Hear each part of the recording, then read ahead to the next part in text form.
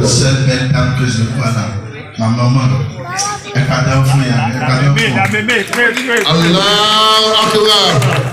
mémé.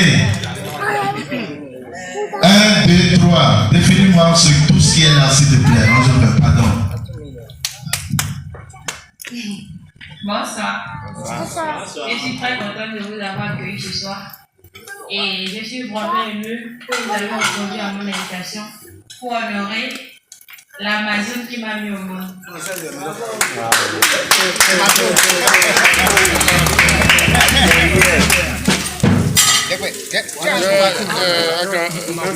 Il va.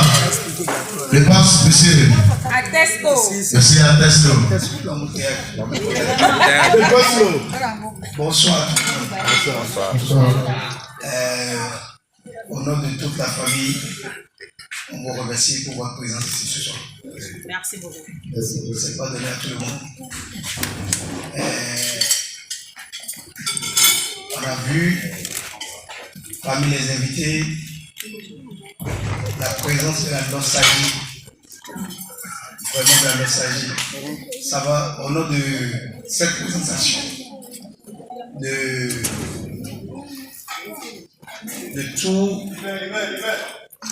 De tous ici présents, je voudrais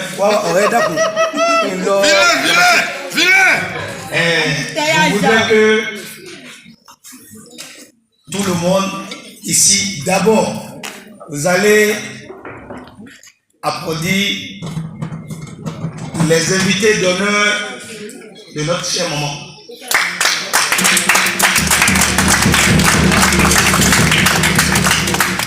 Ça nous va vraiment droit au cœur. On vient de le dire il y a 3 ans.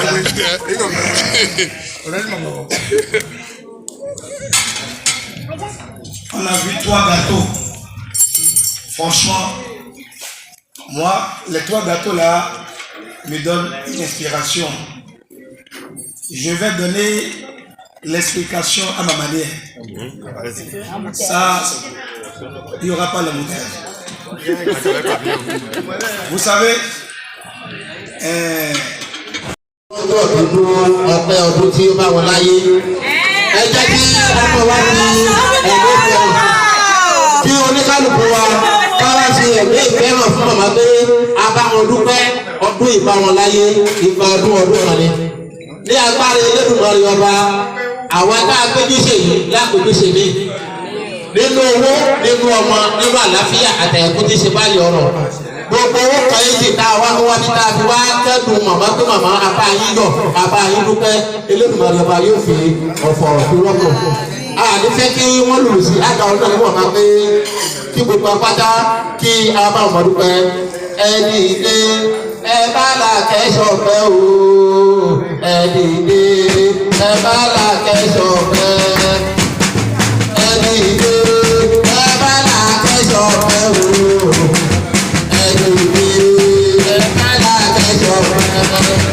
Ọjọ́ tí a dá ọjọ́ yẹn kò bá lọ Alake ọjọ́ tí a dá o ọjọ́ yẹn kò bá lọ kó ti tó ẹni ẹ bá dà kẹsọ̀ rẹ o ẹni ẹ bá dà kẹsọ̀ rẹ o ó dábàá ẹni ẹ bá dà kẹsọ̀ ọmọ láyé.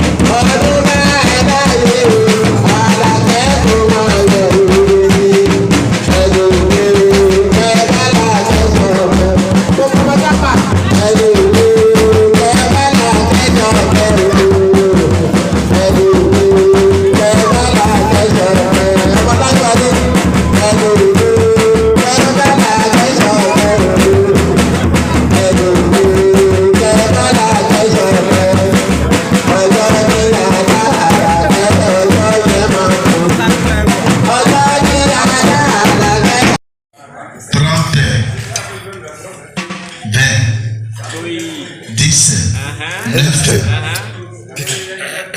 8, 7, 6, 5, 4, 3, 2,